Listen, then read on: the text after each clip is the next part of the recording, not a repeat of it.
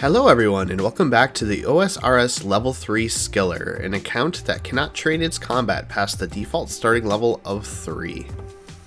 In the last episode, we began exploring what was really possible with poison dynamite and recoils on a level 3 Ironman Skiller by attempting to kill a Ceradomin wizard for a hard clue step. Unfortunately, this turns out to be very nearly impossible and not worth pursuing, but it's something we may revisit in the future anyway. Other than that, I completed a lot of quests in the last episode, and that's what I want to continue with this episode. Now that we've unlocked both recoils and poison dynamite, we can really explore which quests are possible on this level 3 combat Skiller, and it should be really exciting. So I hope you're looking forward to the exploration as much as I am, and let's go ahead and jump in. So the first quest we're going to do this episode is actually just beneath Ice Mountain. And this is actually contrary to what I just said, as this is not a very interesting quest in terms of completing on a level 3. The reason for this is even though there's a combat encounter at the end of the quest, it's been specifically designed with level 3s in mind, as there's a way to kill it with skilling instead of with combat. So there's no need for poison dynamite or recoils here at all. This boss just falls to mining the pillars around the room, and that's all you need to do. As for the runes of Camdozel, I'm not going to visit these for quite a while. At some point I'll come back just for the completion content, but there's not really much of a reason for me to do them at this point. The only thing that I could think of that is mildly helpful is the equipable hammer, but I don't really need that right now for anything. Needless to say though, it is scaling content and we will be exploring it at some point in the future. After Beneath Ice Mountain, I went ahead and completed Black Knight's Fortress, which also has really nothing of note. There's not even really any required combat in the quest. Then it was on to Corsair's Curse, which is our first interesting quest of this episode, as there is one forced combat encounter where you have to defeat Icthlarin, who is a low-level mage. Now Icthlarin is a very interesting NPC as he has an extremely high rate of HP regeneration, to the point where you can't kill him just with poison from poison dynamite. You actually need the poison dynamite and recoils. You could do it with just recoils, but it would take a lot of extra recoil hits because his HP regen is so high, so I went ahead and tried to get the poison and also use recoils, which paid off. Thankfully, Icthlarin himself is not too strong. He hits really low, which helps a lot with the recoil damage, so with some Guthric's Rests and the recoils, I was able to get him down no problem. And then after that, complete the Corsair's Curse. Continuing then with the free-to-play quest, trying to mop up as many as I could, I went ahead and did Demon Slayer. Now this is a bit of a problematic quest, as you have to aggro Delirith with the Silverlight Sword as far as I understand, which actually chances XP and has a really good chance of hitting a 1, which would obviously be really bad for my account, as I'm trying to do this as 0 XP as possible. Thankfully, however, even though I messed this up one time and I actually had to chance the experience twice with Silverlight, I didn't actually hit him. After I had him aggroed, I was able to hide behind a pillar from the Dark Mages and use Poison Dynamite on him to get the guaranteed damage that I need for the kill credit, which funnily enough hit a 6. Normally my Poison Dynamite max hit should only be 3 at 70 fire making, but it seems like the Silverlight damage boost applies to the Poison Dynamite as well and was able to double the damage, which almost outright killed Delirith. Even with that though, we were able to complete Demon Slayer and move on to the next quest, which is going to be Pirate's Treasure.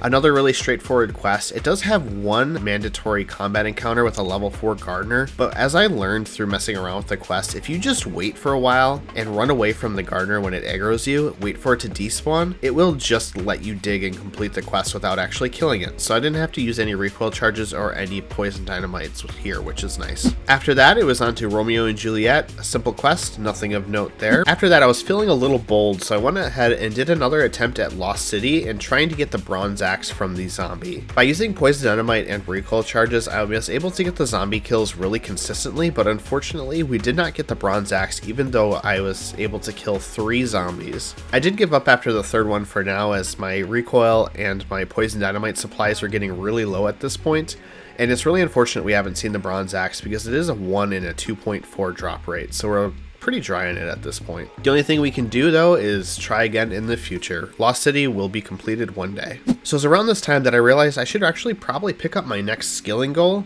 and that's going to be to unlock magic birdhouses. My hunter level is almost high enough to put these down, but my crafting level is lagging far behind. So I'm going to need to train my crafting up to level 75 in order to craft these magic birdhouses and make sure my hunter experience continues to go up at a fast rate. Now the method I'm going to use for this is the same I've been using already on this account for crafting, and that's mining buckets of sand in the desert, cooking giant seaweed for soda ash, and then blowing it into whatever the highest glass product I can make is. Now this is all fine and dandy, but the main problem for me is that buckets of sand cost 50 GP each even after you mine the sandstone, and I don't have that much money. I'm going to need about 13,000 buckets of sand, which is a good 650,000 gold, which I don't have.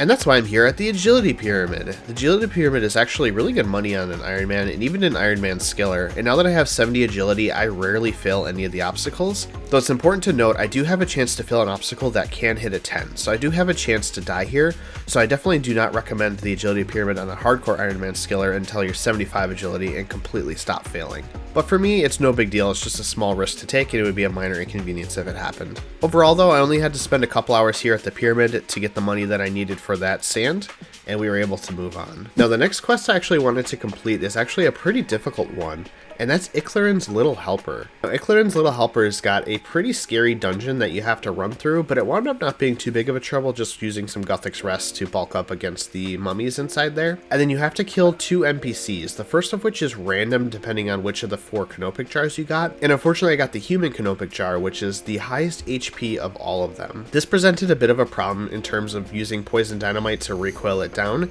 as this NPC I thought was supposed to be immune to poison. As it turns out, it seems like that has changed in the time since, but at the time it appeared to be immune to poison. That means my only option was to use poison dynamite for the kill credit damage and then recoil it down. But this NPC also hits really hard, maxing at 9s, meaning I barely had enough supplies to eke out the kill with a full inventory of Guthix Rests. With bad RNG, I wouldn't have been able to get the kill at all. Now, since it's apparently possible to poison this boss, it'll be a lot easier going forward for level 3s, but unfortunately I didn't know that was the case at the time I did this. The second boss for this quest is the Possessed Priest, and this is much easier to recoil as its max hit is much lower, and its HP is also a little lower as well.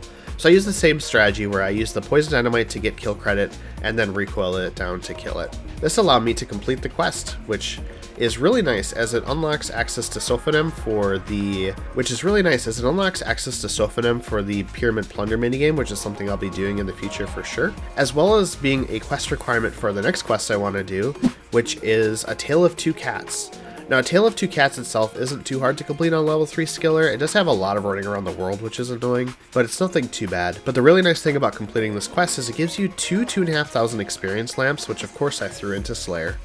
I actually should have completed this quest a long time ago when I first got access to recoils and poison dynamite, as it gives some Slayer experience for the quest, and that's a porcine of interest.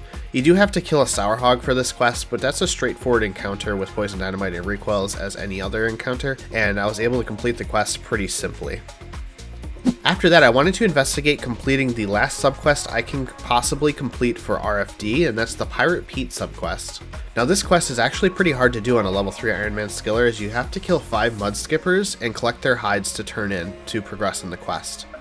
However, the main problem is these all have to be done in one inventory. You can't bank in between to get more supplies. Or so it seemed. What I found out was there was actually enough time to drop the mud skipper hides on the ground, go bank for more supplies, and come back to pick them up again and continue the process. So thanks to this, I was able to get enough poison dynamite and recoils from the bank in between kills in order to collect all 5 hides and turn them in.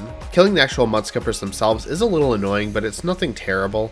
Just a basic poison with the poison dynamite if possible, and then recoils from there. Other than that, the only other NPC you have to kill for this subquest is killing the crab for the crab meat, and that's really straightforward as any other NPC. Just go ahead and poison dynamite for it, the kill credit, and then recoil it down. With that, I was able to complete that subquest and unlock steel gloves, which are my best gloves I can purchase from the RFD chest. These are actually pretty nice for anything I might need to use melee accuracy against in the future for my poison dynamite.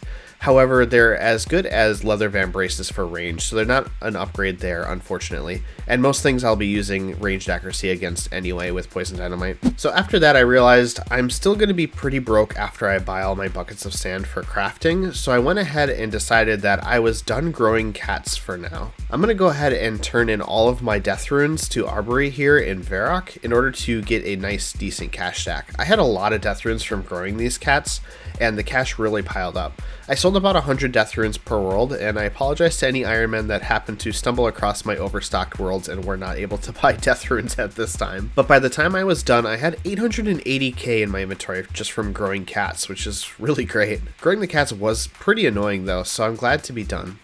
Behind everything that you've been seeing in this episode, of course, we were always completing farming runs and farming contracts. And here's the next update on that. 85 farming from a hardwood tree run here. This is actually a huge level because it unlocks the high tier of the farming guild and hard contracts. That'll be great for getting some better seeds to continue my farming progress, and also to have access to more patches in the farming guild itself. And then finally, after I think about 5 or 6 hours, I was completely done mining sand, and I got my 13k buckets of sand from the sand machine in the desert. So at this point, I have my soda ash, I have my buckets of sand. All I need to do now is smelt the 13k molten glass and glass blow it into products in order to get that 75 crafting. But that's not before another couple of detours to complete a couple more quests, the first of which being Clock Tower, which is another really straightforward quest, nothing really to note about doing it on a level 3 skiller. And then it was on to Elemental Workshop, which is a little bit more interesting as you do have to kill a rock elemental to get its ore. Now for this kill, I did wait for the poison dynamite to kill it on its own and didn't use any recoils because I was getting pretty low on recoils. But with that, I was able to complete the Elemental Workshop quest and get that nice crafting experience reward, which will help on that way to 75 crafting for sure. Then after I did that, I wanted to complete a couple easy diaries, the first of which being the Candor and Easy diary. All of the tasks in that diary are very straightforward to complete on a level 3 Ironman. However, there is one difficult one, and that's where you have to kill one of each of the elementals inside the Elemental Workshop. Thankfully, however, you don't have to do this in one go. You can bank in between kills, and that makes it very trivial for me to do with poison dynamite and recoils. I did go ahead and recoil these just to save on poison dynamite, but in terms of both, I'm getting extremely low on supplies.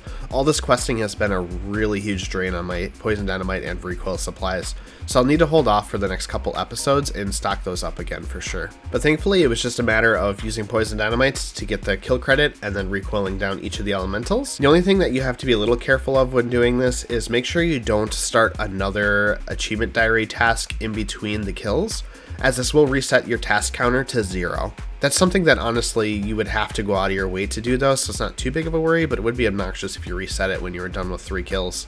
But with all 4 of those kills in the bag though, I was able to complete the Candor and Easy diary and get that nice experience reward for Slayer. The actual diary reward for Candor is pretty nice, as I'll get more marks of grace on the agility course here at Sears, and it's something I probably should have considered doing before getting 70 agility, but it's not a huge deal. The next diary I wanted to complete is the Kourend and Kebos Easy diary. This is another diary where basically all the tasks are extremely straightforward to complete on a level 3, except for one, and this one is to kill a sand crab. Now the sand crabs are interesting because they do have 50 HP, which is quite a lot, and you need poison and recoils to kill them. However, thankfully I got the poison off with poison dynamite without wasting too many dynamite, and I was able to recoil it down from there.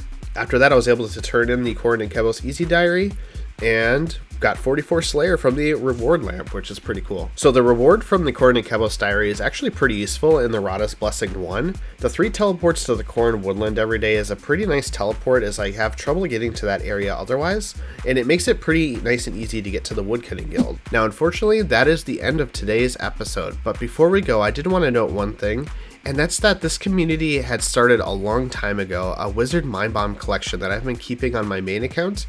It has gotten quite massive over the years. I wanted to call out a huge donation that we got to the Mind Bomb collection from Peepo Time, who's still been contributing regularly to this collection, and it's just hilarious to see it continue to grow. As you can see, we're over 3.5 million Wizard Mind Bombs, which is just incredible. So if you want to contribute to this collection at any point, just give me a message in-game or in Discord, and we can see how big this can continue to grow. The last thing before we go, of course, is to thank the members who have joined the channel so far. Your support means so much to me, and I'm so grateful for all the people who have joined. And of course, a double huge thank you to the members who have joined at that top tier, Mad Hatter and KittyLynne. Okay, that's all from me today.